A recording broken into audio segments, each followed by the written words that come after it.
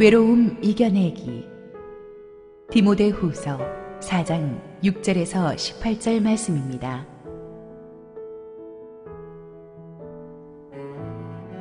전제와 같이 내가 벌써 부어지고 나의 떠날 시각이 가까웠도다.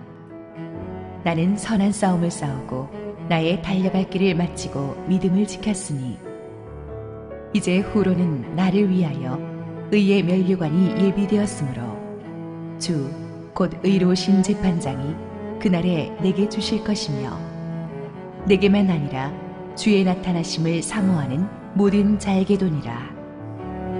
너는 어서 속히 내게로 오라.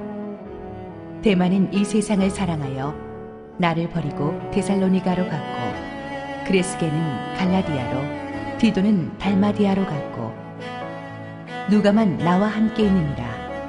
내가 올 때에 마가를 데리고 오라. 그가 나의 일에 유익하니라. 두기고는 에베소로 보내었노라.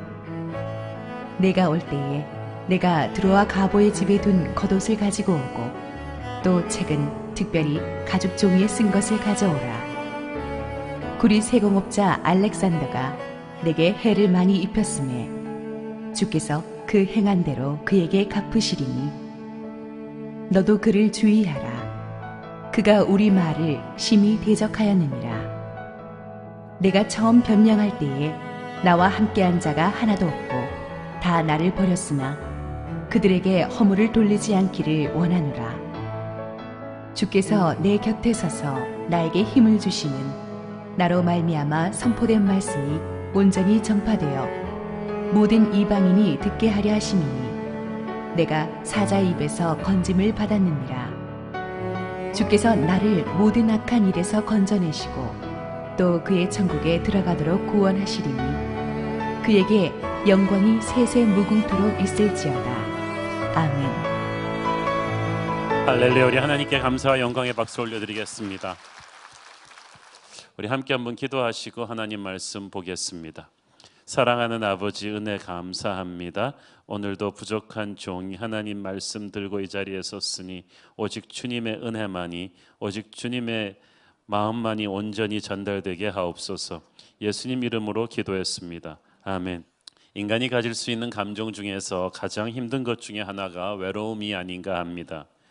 내가 살아있든 말든 아무도 상관 않는다는 느낌, 다들 나를 이용하려고만 하고 진정으로 나를 사랑해주는 사람은 없다는 느낌, 내 문제에 별로 관심이 없다는 느낌, 나를 버리고 떠난다는 느낌, 이런 외로움들이 우리를 굉장히 힘들게 합니다. 외로움이 꼭 혼자만 있어야 느끼는 감정은 아닙니다. 관계란 넓이의 문제가 아니라 깊이의 문제이기 때문입니다.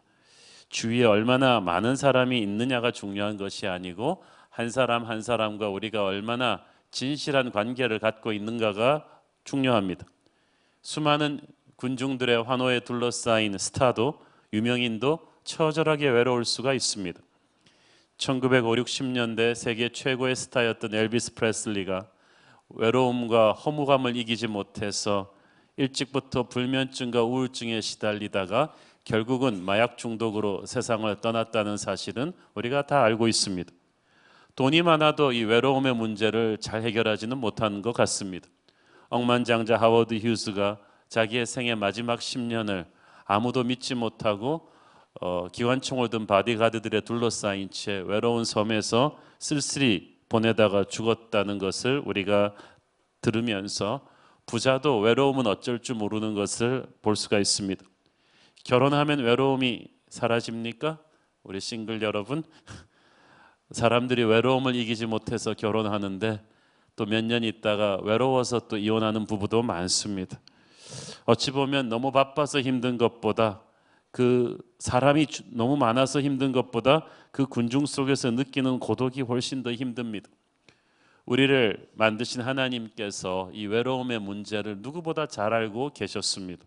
하나님 자신이 성부, 성자, 성령의 삼위일체 공동체로 존재하셨습니다. 그래서 사람이 혼자 있는 것이 좋지 못하다고 하셨어요. 히브리어로 혼자 있다는 말은 불완전하다는 뜻입니다. 남자가 아무리 혼자 잘 살 것 같아도 여자가 없으면 불안전하고, 여자가 아무리 솔로를 고집해도 남자가 없으면 불안전해요. 아무리 젊은이들끼리만 세상 살 것 같아도 기성세대가 또 없으면 불안전한 거예요. 우리는 혼자가 아닌 함께 있을 때만 완전하도록 하나님께서 만들어 놓으셨습니다. 하나님이 우리의 영혼의 유전인자를 그렇게 만들어 놓으셨기 때문에 우리가 홀로서기로 자꾸만 가면 우리의 영혼이 피폐해집니다. 현대의학도 이 사실을 뒷받침하고 있습니다. 외로운 사람들은 보통 사람들보다 심장마비, 위궤양, 정신병 같은 생명을 위협하는 질병에 걸릴 확률이 훨씬 높다고 합니다. 예를 들어 미국에서 심장 수술을 받은 환자들 가운데서 이 사람을 간호하고 방문하고 위로해 줄 가족, 친지, 교회 성도들이 없는 외로운 환자들은 주변에 많은 사람들이 와서 간호해 준 환자들보다 사망 확률이 무려 4배나 높다고 합니다. 아무도 자기에 대해 관심이 없고 자기와 친한 사람도 없고 도움을 요청할 사람도 없다고 생각하는 사람은 병에 걸려서 죽을 확률이, 병을 이기지 못하고 죽을 확률이 보통 사람보다 3배에서 5배 정도 높다고 해요. 그러니까 우리 함께 있음이 얼마나 큰 면역제인지 모르겠어요. 다른 이들과 함께 네트워크돼 있지 않으면 우리는 인생을 버틸 수 있는 힘을 많이 잃어버리게 됩니다. 위대한 크리스천 지도자 사도 바울이 오늘의 본문을 썼을 때는 그가 인생의 마지막을 기다리고 있던 때입니다. 로마의 감옥에서 사형 선고받고 죽음을 기다리고 있었던 늙고 병든 바울은 자신의 친구요 제자였던 디모데에게 한시바삐 자기에게 오라고 합니다. 그만큼 외로웠던 것입니다. 여러분, 무엇이 우리를 외롭게 합니까? 우리가 인생의 터닝 포인트, 우리의 인생의 여정이 한 시즌이 끝나고 그 다음 시즌으로 가는 그 전환점을 지날 때 우리가 외롭습니다. 물론 흥분이 되죠. 그렇지만 말할 수 없는 아픔과 외로움이 또 시작되기도 합니다. 푸르른 꿈을 가지고 이렇게 유학 갔다 보신 분들은 아시죠? 미국에 떨어질 때까지만 해도 흥분이 됐는데 거기서 몇 개월 지나면서 말 안 통하고 외롭고 경제적으로 쪼달리고 보면 울려고 내가 왔던가 그러면서 말할 수 없는 외로움을 느끼게 됩니다. 남자분들 군대 들어가서 처음 내무반에 배치되었을 때 엄청 외로우셨을 거예요. 처음 직장에 들어갔을 때, 처음 어떤 새로운 인생이 시작될 때 흥분되면서 동시에 외롭습니다. 저희 교회 처음 개척할 때 저도 외로웠죠. 삶의 터닝 포인트는 우리에게 말할 수 없는 외로움의 바람을 불어넣습니다. 바울이 지금 자기 인생의 마지막 터닝 포인트에 서 있습니다. 6절 읽습니다. 전제와 같이 내가 벌써 부어지고 나의 떠날 시각이 가까웠도다. 전제는 완전히 drink offering, 마지막 방울까지 쥐어짜는 거예요. 자기 인생이 그렇게 지금 쥐어짜서 자기가 육체적, 정신적, 영적으로 완전 탈진되었다는 말입니다. 바울은 그런 말을 할 만했어요. 그는 짧은 인생 동안에 로마 제국을 몇 바퀴씩 돌면서 곳곳에 교회를 개척하고 제자들을 키우고 수많은 이 목회 서신들을 썼습니다. 그 과정에서 그는 항상 사람들한테 핍박을 당하고 감옥에 갇히고 매를 맞고 돌팔매질 당하고 배가 파손당하는 고생을 겪으면서도 그 수많은 일을 다 해낸 거예요. 그러다 보니까 이제 로마 감옥에 딱 인생 말년에 갇혔을 때는 완전히 탈진이 돼 버렸어요. 나의 떠날 시각이 가까웠도다.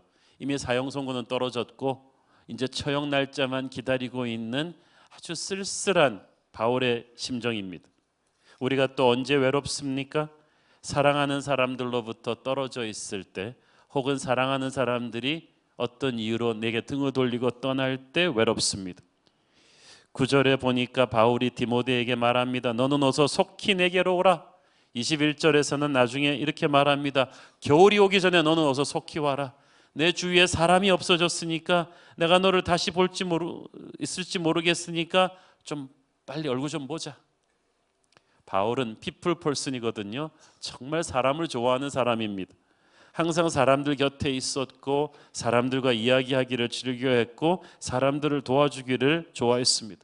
그러나 인생의 마지막 끝에서 죽음을 앞두고 그에게는 친구와 제자들이 가장 절실히 필요했는데 다 멀리 떨어져 있어요. 가끔 우리가 사랑하는 사람들이 우리 주변에 가장 필요할 때 멀리 떨어져 있을 때 너무 외롭죠.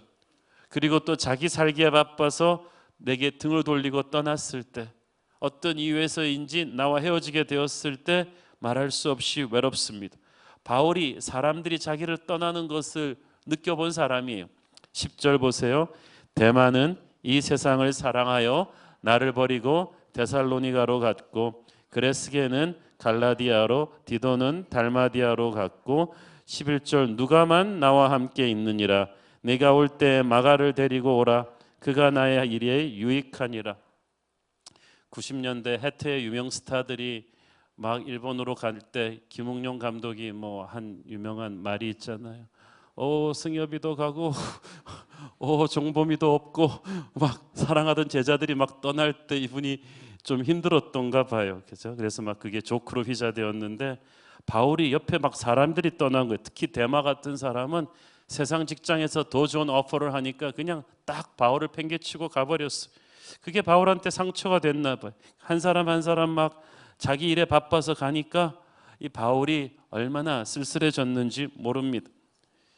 또 나에게 해를 끼친 사람들이 나를 외롭게 합니다. 주님께서 우리에게 원수를 사랑하라고 하셨는데 그 말이 헬라어로 현재 진행형이에요. 끊임없이 원수는 있을 거니까 사랑해야 된다는 거예요. 그러면서 이웃을 사랑하라고 하셨어요. 원수가 이웃 중에 있었어요. 여러분이 김정은이 핵 개발해서 화가 납니까? 아니면은 옆에 직장 동료가 긁어서 화가 납니까? 원수는 코앞에 있는 거예요. 바울도 너무나 친했던, 너무나 가까웠던 사람들이 하루아침에 안면을 바꾸고 그를 떠나고 배신하고 공격했던 아픈 기억이 있어요. 14절 읽습니다. 구리 세공업자 알렉산더가 내게 해를 많이 입혔음에 주께서 그 행한 대로 그에게 갚으시리니 15절 너도 그를 주의하라. 그가 우리 말을 심히 대적하였느니라. 우리는 정확하게 이 알렉산더라는 사람이 바울에게 얼마나 큰 상처를 줬는지는 모르겠지만 상처가 컸나 봐요. 처음에는 바울에게 은혜도 받고 바울이 많은 사랑을 주었던 동역자나 제자였던 것 같은데, 바울을 배신한 뒤에는 그냥 떠나기만 한 것이 아니라 바울에 대해서 악한 루머를 많이 퍼뜨렸던 것 같아요. 그래서 바울이 깊은 상처를 받고 아직도 그러고 있으니까 디모데에게 조심하라고 한 것 같습니다. 누군지는 몰라도 이 사람 참 안 된 게 바울한테 상처를 그렇게 깊이 주니까 2000년이 지나도록 오늘날까지 전 세계 사람들이 이거 읽을 때마다 알렉산더 가문이 누구냐 생각을 하게 되는 거 아니에요? 여러분 주변에 있는 사람이 배신을 하고 상처를 주면 힘이 쭉 빠지죠. 외로워지죠. 외로움에 대해서 그렇지만 우리가 반응을 잘해야 돼요. 반응을 잘못하면은 어떤 사람은 일 중독이 돼요. 그냥 하루 종일 미친 듯이 일을 하면서 외로움을 잊어보려고 하는데 몸은 파김치가 돼도 외로움은 우리의 영에서 빠지지 않아요. 어떤 사람들은 또 과소비를 합니다. 주부들이 외로움을 잊기 위해서 마구 쇼핑을 합니다. 여러분 쇼핑 중독에 걸린 사람들은 대부분 호화품을 좋아해서가 아니라 외로운 사람들이에요. 외로워서 그것을 극복해 보려는 거예요. 그러니까 외로움을 느낄 때는 TV 쇼핑 채널을 끊으십시오. 어떤 사람은 외로움을 잊기 위해서 익스트림 스포츠를 하고 쾌락을 추구합니다. 그렇게라도 하면은 이 외로움이 사라질까 해서. 부유층들이 그래서 안 해보는 게 없잖아요. 그래도 그게 극복이 안 돼요. 어떤 이들은 그냥 자학합니다. 외로움에 대한 모든 책임을 스스로에게 돌립니다. 그래, 내가 못나서 그런 거야. 내가 못나서 내 옆에 사람이 없는 거야. 그래서 내가 혼자인 거야. 나는 개똥벌레. 나는 혼자인 거야. 그래서 그들은 이런 연휴 기간이 참으로 괴롭습니다. 방에 틀어박혀 커튼을 치고 하루 종일 TV를 보면서 요기요를 시켜 먹으면서 현실을, 이 잔인한 현실이 내 옆으로 그냥 빨리 흘러가 주기를 바라는 거예요. 하지만 이것들은 다 외로움에 대처하는 건강한 방법이 아닙니다. 그것은 나를 비참하게 만들면서 주저앉아 버리는 거예요. 바울은 외롭기는 했지만 비참하게 주저앉지 않았어요. 우리가 하나님의 사람에게도 필연적으로 몰려오는 이 외로움과 연약함을 어떻게 이길 것입니까? 첫째, 시간을 잘 활용해야 됩니다. 외로울 때 비어있는 시간을 방치해 두지 마세요. 방치해두면 마귀가 치고 들어와서 여러분을 비참하게 만듭니다. 하나님은 태초에 처음 3일을 공간을 창조하셨어요. 하늘을 만드시고 땅을 만드시고 바다를 만드셨고 그 다음 3일은 그 공간을 채워 넣으셨습니다. 하늘에는 해와 달과 별들과 새들을 채워 넣으시고 이 바다에는 해초와 고기들을 채워 넣으시고 땅에는 짐승들과 사람들과 식물들을 채워 넣으셨어요. 하나님의 손길이 스치면 풍성한 체험이 있습니다. 하나님이 우리에게 시간을 주셨을 때 하나님은 그것을 영적으로 우리가 잘 채우기를 원하세요. 외로움을 이기는 첫 번째 길은 외로우니까 내가 아무것도 할 수가 없다, 아무것도 안 하려는 유혹을 이기는 길입니다. 이 외로워서 비어있는 이 시간을 아주 크리에이티브하게 하나님이 개입하셔서 채울 수 있는 길이 있어요. 13절 읽습니다. 네가 올 때에 내가 들어와 가보의 집에 둔 겉옷을 가지고 오고 또 책은 특별히 가죽 종이에 쓴 것을 가져오라. 바울은 내 신세 왜 이렇게 처량하냐 그러면서 한숨 짓지 않았어요. 오히려 외로움과 정면으로 맞서 싸우며 그 빈 시간을 채울 생각을 합니다. 디모데한테 따뜻한 겉옷을 가져오고 책들을 가져오라고 합니다. 책들을 가지고 와서 이 감옥 생활을 연구소로 바꾸겠다는 거예요. 여러분, 바울이 책 얼마나 많이 썼는 줄 아시죠? 바울이 책을 쓰지 않았으면 신약 성경의 3분의 1은 존재하지 않습니다. 모든 조직 신학의 기본이 되는 이 바울의 서신들은 거의 다 감옥에서 쓴 거예요. 바울이요, 타고난 행동파거든요. 그래서 이 사람은요, 감옥에 갇히지 않았으면 책 쓸 사람이 아닙니다. 바빠가지고. 그래가지고 크리티컬한 때마다 하나님께서 바울이 감옥에 갇히게끔 허락하셔가지고 우리가 보는 이 책들이 다 나온 거예요. 어떻게 보면 하나님께서 우리가 워낙 바쁘게 다니니까 우리의 삶을 어느 순간에 외롭게 하셔서 우리 삶 안에 우리에게 주신 숨겨진 보석을 끌어내시는 때가 있어요. 그러므로 여러분에게 갑자기 다가오는 외로워지는 시간을 하나님의 눈으로 잘 보셔야 돼요. 월남전에 포로가 된 미군들이 한 포로 수용소에서 참으로 외롭고 힘든 시간을 보내면서 살아남았는데 좋은 크리스찬 지도자 장교가 하나 거기 있어서 그들이 모두 거기서 살아남은 정도가 아니라 갇혀있는 시간을 아주 기가 막히게 활용했다고 합니다. 어떤 포로들은 이 밴드에서 기타 치는 포로한테 기타 치는 법을 배웠는데 막대기에다가 줄 몇 개 달아놓고 스트링 하는 것만 가르친 거예요. 코드랑 함께. 할 게 없으니까 하루 종일 그것만 몇 년을 하고 나니까 진짜 나와서 기타를 칠 수 있게 됐대요. 또 어떤 포로는 그 건반 치는 사람이니까 이 바닥에다가 이게 건반 그리고 그거 띵동거리는 걸 가르쳤는데 소리가 안 났지만 그것도 하루 종일 몇 년씩 하다 보니까 이것도 피아노도 연주할 수 있게 되고 그랬다는 거예요. 또 어떤 포로는 매일 팔굽혀펴기를 해가지고 몇 년 동안 팔굽혀펴기만 하다가 미국에 돌아왔을 때는 한 번에 4,500번의 팔굽혀펴기를 해서 기네스북 팔굽혀펴기 세계 신기록에 등극을 합니다. 공군 대령 조지 홀이라는 사람은 막대기 하나 주워 들고 7년 동안 매일 골프 스윙을 연습을 했는데 자가를 치면서 퍼팅까지 연습해서 이 사람이 석방돼서 미국에 돌아와서 뉴올리언스 아마추어 골프 토너먼트에 출전해서 일주일 만에 챔피언이 되었습니다. 또 여러 나라 군인들이 함께 모여서 포로 생활을 하다 보니 불란서 군인, 한국 군인과 함께 갇힌 미군들은 몇 년 동안 이 사람들하고만 대화를 하다 보니까 이 사람들이 영어를 잘 못하다 보니까 외국어를 배우게 된 거예요. 그래가지고 포로 생활 끝나고 와서 이 글로벌 기업에 다들 취직들이 된 거예요. 사랑하는 여러분, 여러분의 인생에 갑자기 닥치는 외로운 시간들을 그냥 앉아서 신세 한탄만 하면서 허송세월하지 마십시오. 이때가 아니면 읽을 수 없는 책들이 있어요. 우리 새벽을 깨우리로다의 저자였던 우리 김진홍 목사님은 자기가 목사이면서도 감옥에 갇혀서야 비로소 성경을 몇 번씩 읽게 됐대요. 그래서 성경을 읽으면서 성령 체험을 한 거야. 여러분의 인생에 갑자기 좌천이 돼서 시간이 많아졌다. 갑자기 직장을 잃게 되었다. 환자가 되었다. 외롭다. 이때가 아니면 읽을 수 없는 책들이 있고 이때가 아니면 만날 수 없는 사람들이 있고 이때가 아니면 들을 수 없는 설교들이 있어요. 이 빈 시간을 여러분 비참하게 생각하지 말고 아주 영적으로 활용하기를 바랍니다. 우리가 이 너무나 바쁨에 중독이 돼가지고요 빈 시간을 견디지를 못해요. 그래서 우리 아이들 키울 때도요, 우리 아이들이 조금이라도 빈 시간이 있으면 불안해요. 내가 좀 뒤처지는 거 아닌가? 옆집엔 어느 과외를 시키지? 옆집은 어느 학원을 보내지? 그러다 보니까 과외와 학원으로 돌리느라고 우리 애들이 다 밤 11시에 퇴근을 해요. 놀이터에 애들이 없어요. 지루한 시간, 비어있는 시간은 낭비하는 시간이라고 생각을 하니까. 그런데 그렇지만도 않아요. 이 내려놓음의 저자 우리 이용규 선교사님이 여러분이 스트리밍 카드로 들어가면 들을 수 있는 그 강의에서 그 얘기를 하더라고요.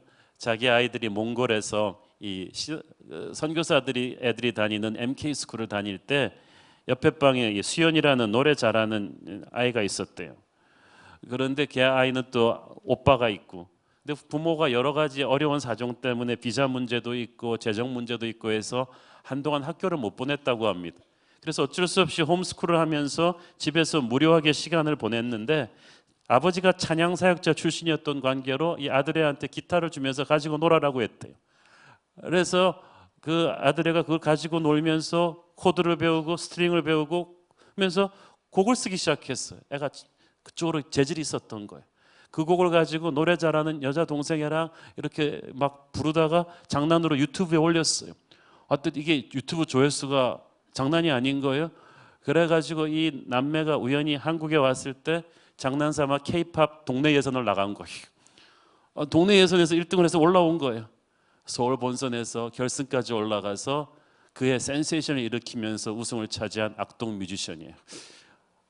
저는 그때 그 결승 파이널 때 그 심사위원 박진영이 아직까지 한 말을 기억해요. 도대체 부모님이 어떻게 키웠길래 이런 애들이 나왔니? 어떻게 이렇게 크리에이티브하고 자유롭고 깨끗한 애들이 있는지 모르겠다는 거. 그러니까 듣도 보도 못한 이런 탁월한 음악이 나온다는 거.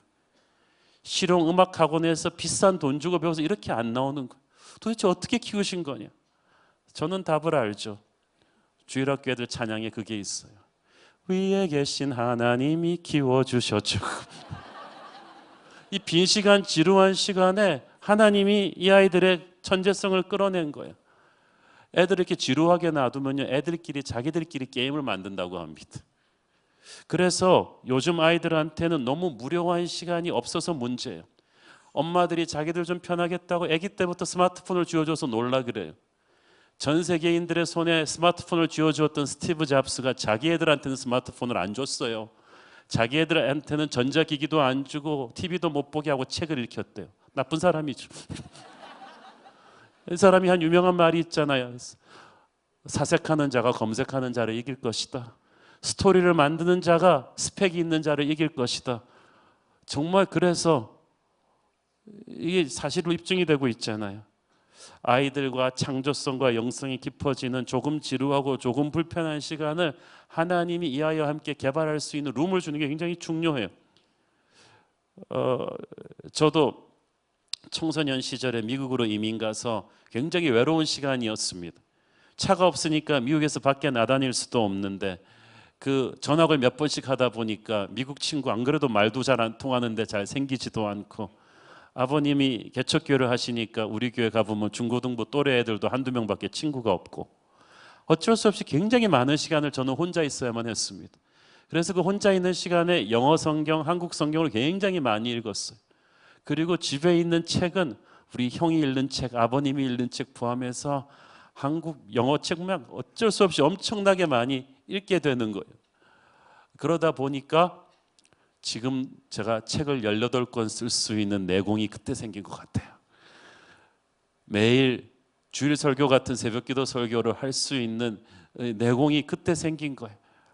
여러분의 인생에서 이렇게 갑자기 주어지는 외로운 시간은 저주가 아니라 축복이 될 수 있습니다.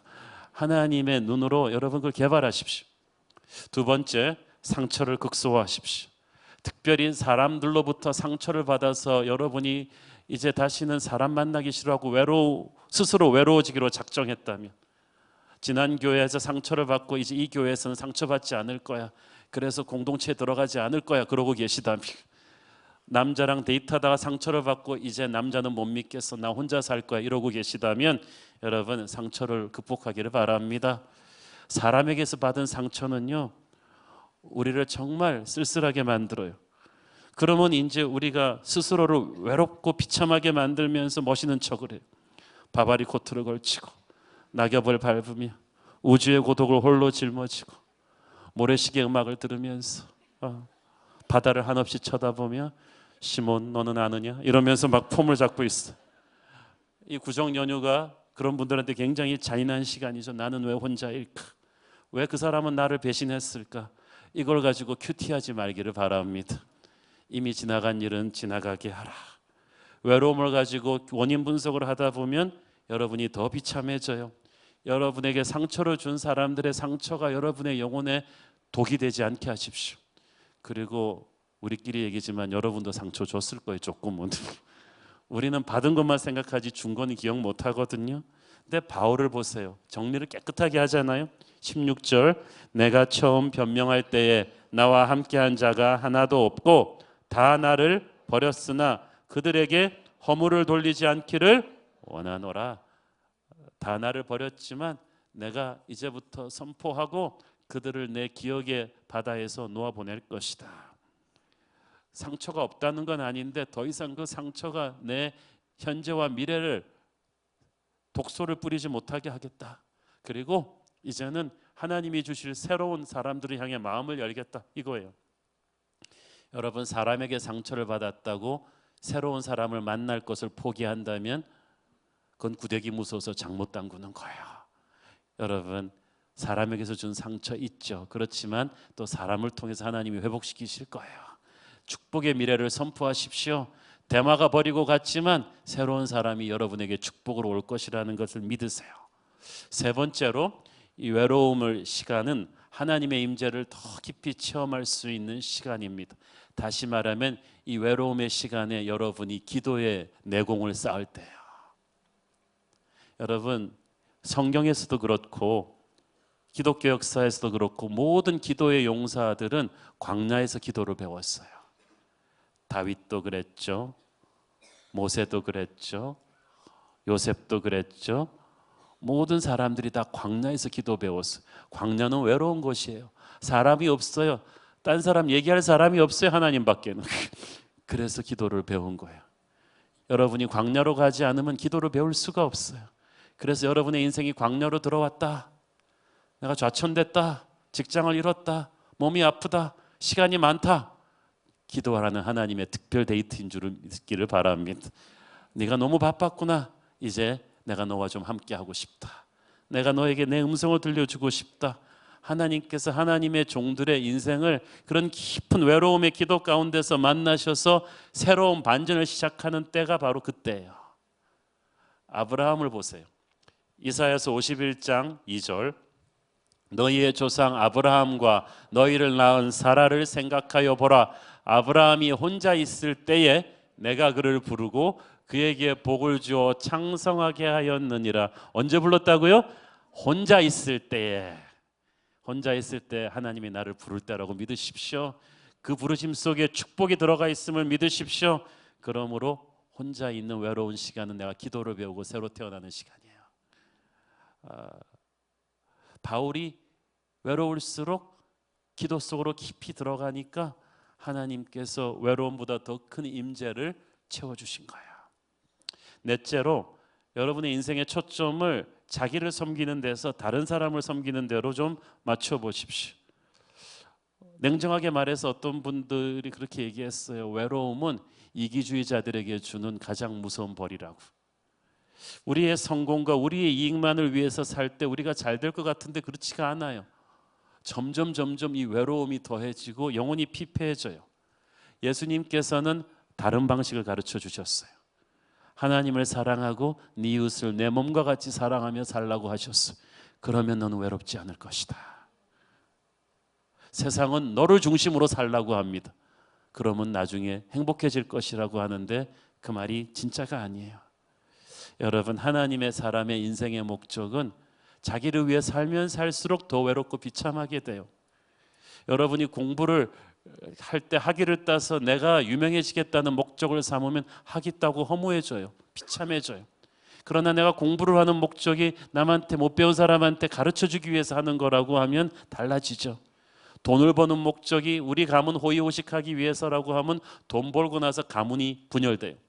그러나 이 돈 벌어서 하나님 나라를 위해 쓰고 사람들을 섬기는 데 쓰겠다고 생각하면은 돈이 저주가 아니라 축복이 될 것입니다. 저는 그 설교를 준비하는 목회자로서 은혜의 배달부라고 스스로를 생각합니다. 설교를 준비를 하다가 내가 큰 은혜를 받고 나서 이거 너무 큰 은혜니까 나만 알고 있어야지 이러고 있으면은 나는 그때부터 그냥 끝나는 거예요. 너무 큰 은혜를 빨리 받아서 성도들한테 빨리 나눠줘야지. 그렇게 하니까 받은 은혜를 계속 나누다 보니까 저한테 떨어지는 떡고물이 많아요. 하나님께서 주시는 거예요. 살아가는 여러분, 인생을 시프트를 그렇게 바꿔야 돼요. 내가 받으려고만 생각하니까 외로운 것이, 내가 주겠다고 생각하면 인생이 달라져요. 오래전 리더스 다이제스트 잡지에서 실린 몰리 아주머니 이야기라는 감동적인 이야기를 제가 약간만 요약해 드리려고 합니다. 이 몰리 아주머니는 2차 대전 직후에 미국의 한 마을에 살던 어떤 여행사에서 근무하던 직원이었습니다. 남편이 어떤 이유로 이렇게 다른 여자와 사귀어서 자기를 버리고 떠난 후에 이 아주머니는 졸지에 우울증에 빠진 돌싱 40대 초반의 아줌마가 되었습니다. 버림받았다는 생각에, 자기가 못나서 버림받았다는 생각에 인생을 비관하면서 이렇게 막 우울한 얼굴로 하루하루 혼자 밥도 조금씩 먹으면서 이렇게 외모도 아무렇게나 하고 다니면서 여행사를 다녔는데, 어느 날 길에서 그 광고가 이렇게 벽에 붙은 걸 봤어요. 2차 대전 직후에 유럽에 많은 전쟁고아가 생겼는데 미국의 분들이 이렇게 그 아이들과 펜팔을 해주면, 펜팔을 하면서 한 달에 한 10불 정도만 서포트를 하면은 이 아이들을 먹이고 학교에 보낼 수 있다는 거예요. 그래가지고 그 당시 10불이면 큰 돈이죠. 그래서 이 아주머니가 뭐 자기 어차피 싱글로 혼자 사는데, 그래가지고 그걸 시작했어요. 그런데 이렇게 한 1년 동안 그러면서 이 독일에 있는 한 고아 아이와 펜팔이 되어서 그 돈을 보내서 그 아이가 그걸로 학교 다니고 이렇게 하는 스토리를 이렇게 편지를 받으면서 보니까 재미가 있어요. 그래서 이렇게 서로 막 글을 쓰고 편지 주고 받는데 1년 만에 이 아이가 글이 왔어요. 몰리 아주머니 같이 천사 같은 아주머니가 어떻게 생겼는지 제가 보고 싶어요.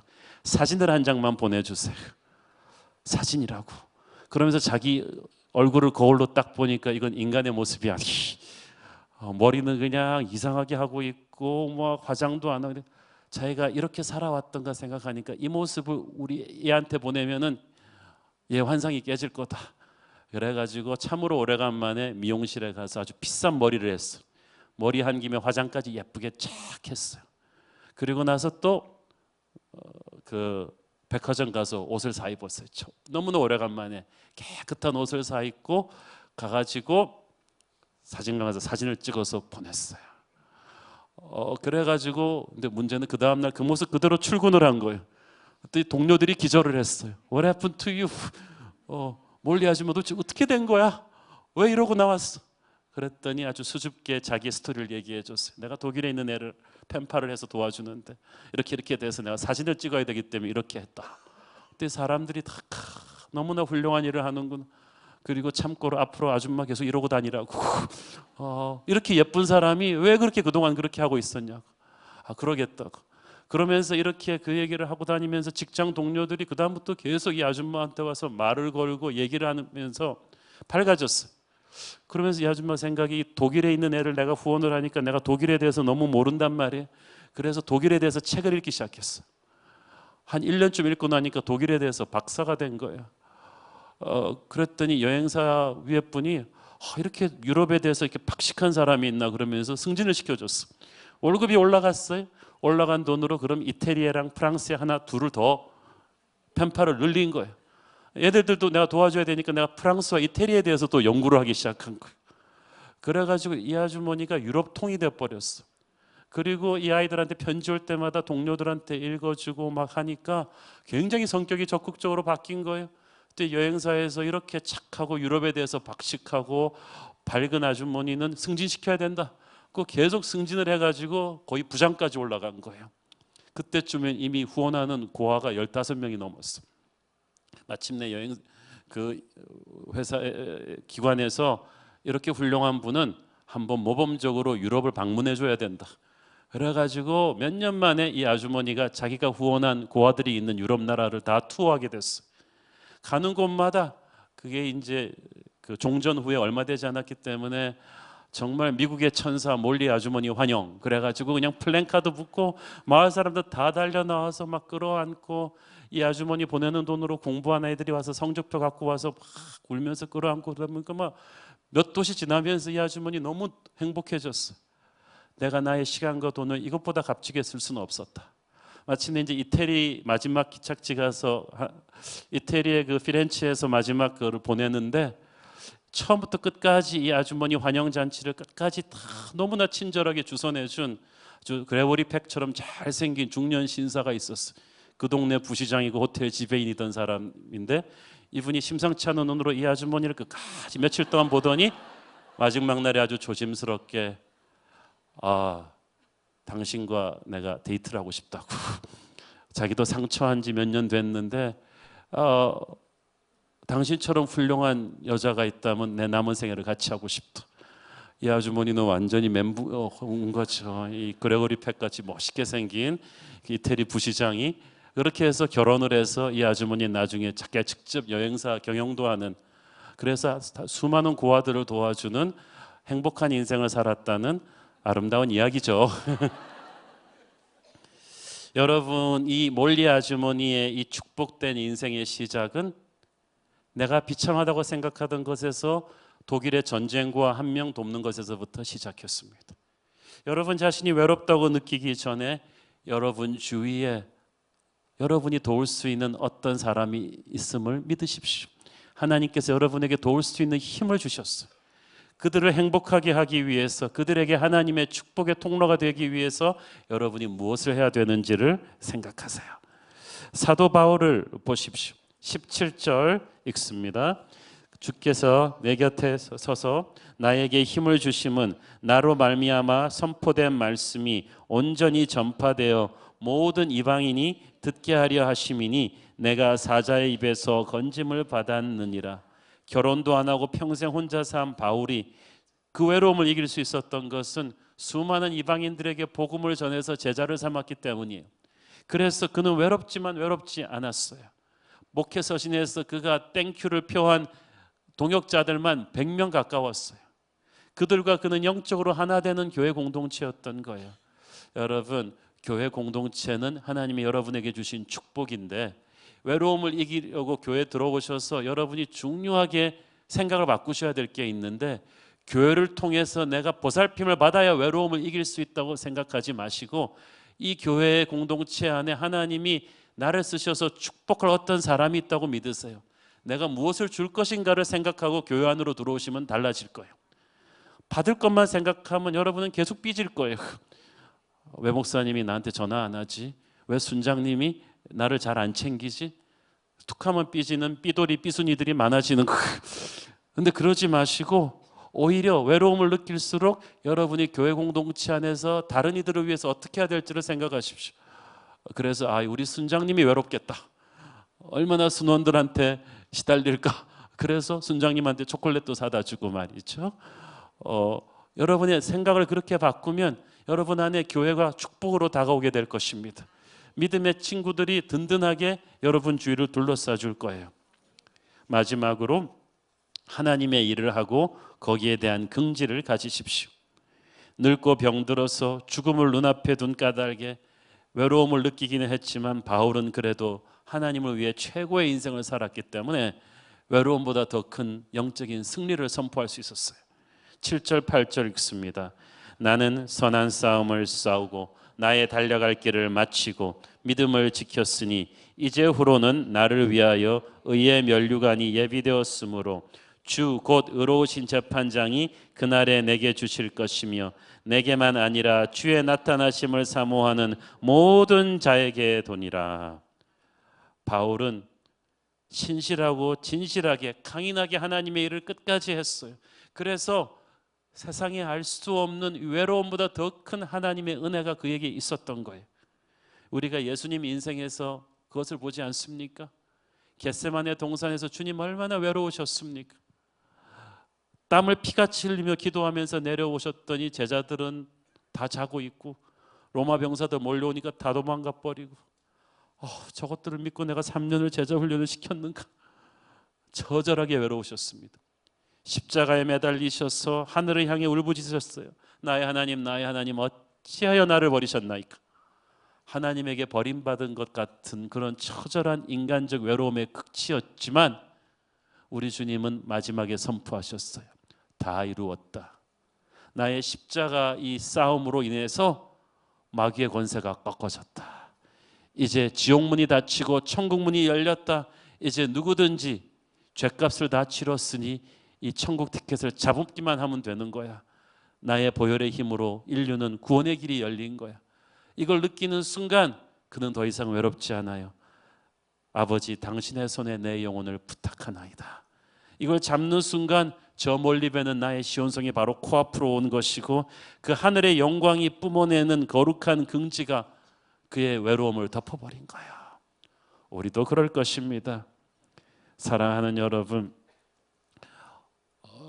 교회 공동체는 세상이 핍박하고 힘들게 하는 곳이에요. 우리는 세상과는 다르게 살기로 작정했기 때문에 세상은 우리를 이해하지 못해요. 그리고 마귀는 우리의 외로움을 이용해서 우리를 타협시키려고 해요. 너 한 번만 꺾어. 그러면 너 더 이상 외롭지 않게 껴줄게. 그 외로움 때문에, 그 소속감 때문에 많은 젊은이들이 깽에 됩니다. 조직에 들어가는 거예요. 폭력이 좋아서가 아니라 외롭지 않기 위해서. 마귀가 우리의 외로움을 이용해서 우리를 타협시키려고 해요. 세상의 부하로 만들려고 해요. 그러나 우리가 이걸 이겨야 돼요. 교회는 바로 함께 뭉쳐서 외롭고 힘든 제자의 길을 서로 격려하면서 걸어가는 길입니다.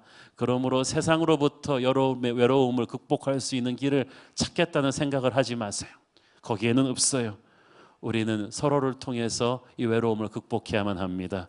주님의 교회 공동체 안에서 우리가 서로 섬기며 서로 사랑하며 끝까지 함께 갑시다. 그러면 우리 가는 길 끝에 우리 주님이 계십니다. 기도하겠습니다. 사랑하는 아버지, 은혜를 감사합니다. 외로운 인생길이지만 우리 주님이 있으니 외롭지 않습니다. 외로울수록 더 깊이 기도하게 하시고 외로울수록 더 사람들을 사랑하게 하시고 교회 안으로 더 깊이 들어오게 하여 주옵소서. 예수님의 이름으로 기도했습니다. 아멘.